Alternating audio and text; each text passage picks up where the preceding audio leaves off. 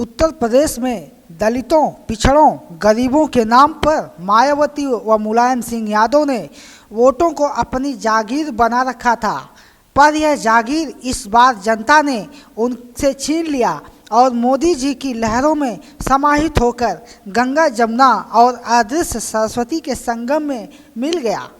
केंद्रीय राज्य मंत्री साध्वी निरंजन ज्योति के इस बेबाक बोल से स्पष्ट है कि इस बार भी मोदी जी की लहर व अमित शाह के कुशल प्रबंधन का नतीजा बीजेपी की पूर्ण बहुमत की सरकार के साथ साथ ऐतिहासिक जीत हुई है।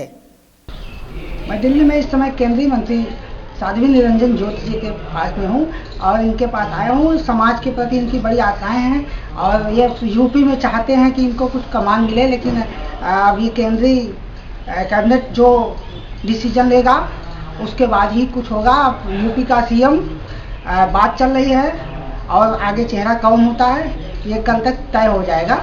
फिलहाल मैं यूपी में जो पूर्ण बहुमत की सरकार बनी है, इस संबंध में हम आपके कुछ बयान लेना चाहते हैं कि क्या रुझान रहा, समाज का लगाव रहा या कहीं कहीं इसका क्या बेनिफिट रहे, समाज एकदम से कन्वर्ट हुआ है, क्या वजह रही है। और बीजेपी की सरकार जो बनी है पूर्ण बहुमत की एक ऐतिहासिक विजय है, इस बारे में मैं साध्वी जी से बात करता हूँ।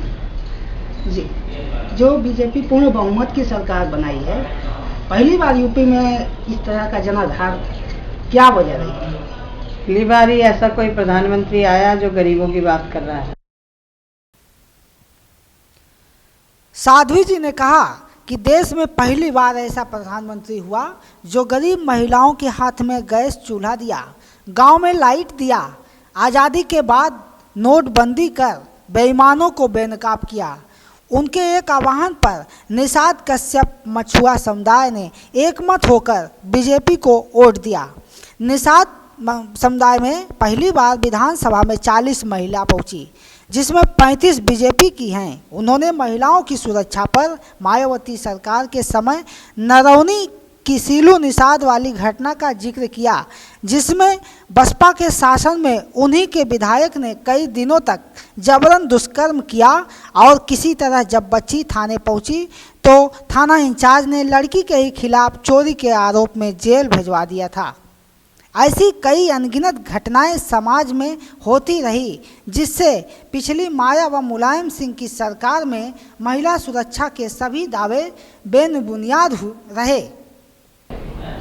पहला कोई प्रधानमंत्री है जो उस गांव गरीब की महिला के लिए हाथ में चूल्हा दिया है, गैस सिलेंडर दिया है। पहला प्रधानमंत्री है जो गांव आज़ादी के बाद से लाइट से वंचित थे, उन गांवों को लाइट दी है। पहला प्रधानमंत्री है जिन्होंने बेईमानी की कमाई पर एक नोटबंदी करके गरीब जनता के हित के लिए काम करना शुरू किया है। ये जनता के अंदर विश्वास पैदा हुआ और ये निश्चित बात है कि माननीय प्रधानमंत्री जी जितना गरीबों के लिए चिंता कर रहे हैं, शायद आज़ादी के बाद से किया गया होता तो आज कोई गरीब नहीं होता, हर व्यक्ति के हाथ में कुछ ना कुछ रोजगार होता। दूसरा बात, जो मायावती आज ईवीएम पर सवाल उठा रही हैं, यही सवाल शायद 2007 में उठाना चाहिए था कि हमारी सरकार कैसे बहुमत में बनी। मायावती शायद भूल रही हैं, यही अब दलित और पिछड़ा मायावती को कुर्सी तक पहुंचाने का काम करता रहा, लेकिन मायावती ने वोट बैंक का लेने के बाद फिर पलट करके नहीं देखा। शायद मायावती को याद हो या ना हो, लेकिन मैं वो घटना कभी भूल नहीं सकती। नरैनी की घटना, जब सीलू निषाद 12 वर्ष की बेटी के साथ उन्हीं के विधायक ने घर में रख करके जिस तरह 10 दिन तक उसके साथ गलत काम होता रहा, वो बेटी भागी, थाने पहुंची, दरोगा ने उसकी एफआईआर लिखने के बजाय विधायक के दबाव में, सरकार के दबाव में उसी को चोरी के इल्जाम में जेल में डाल दिया। मायावती भूल गई होगी, लेकिन समाज नहीं भूला। जिस मायावती के शासन में इज्जत भी लूटी गई, उसी को जेल में डाला गया। मैंने स्वयं जेल के बाद धरना भी दिया था, पूरी पार्टी खड़ी रही थी, भारतीय जनता पार्टी के प्रदेश अध्यक्ष, राष्ट्रीय नेतृत्व पूरा करा रहा था। तो मैं ये कह सकती हूँ कि मायावती के पास आज कुछ बचा नहीं है और मुझे कहीं ऐसा लग रहा है कि 19 आते आते बिल्कुल ना खत्म हो जाए, क्योंकि जिन वोटों को उसने अपनी जागीर बना करके रखी, वो जागीर नहीं है। वोटर जिसको जहां विश्वास दिखाई पड़ेगा वहीं जाएगा।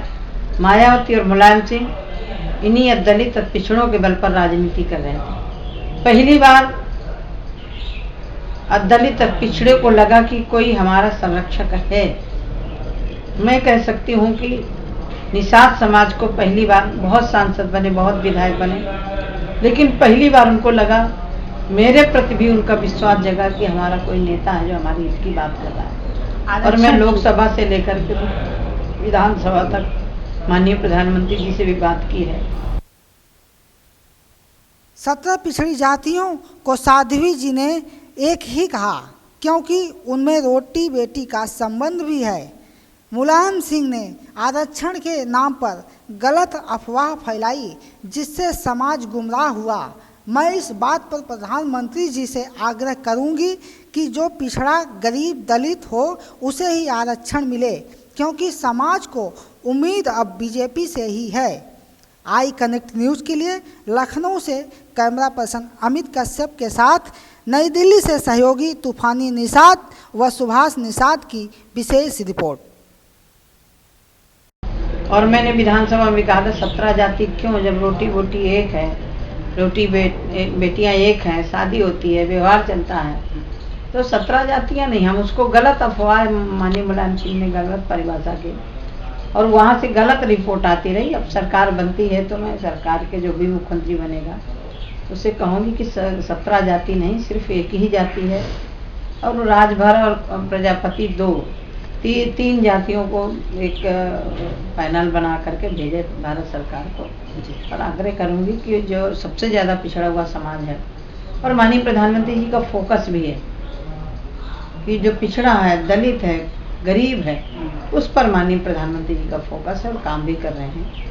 तो मैं इस ऐतिहासिक जीत के लिए भारतीय जनता पार्टी के लाखों कार्यकर्ताओं को और प्रदेश की आम मतदाता को बधाई देती हूँ।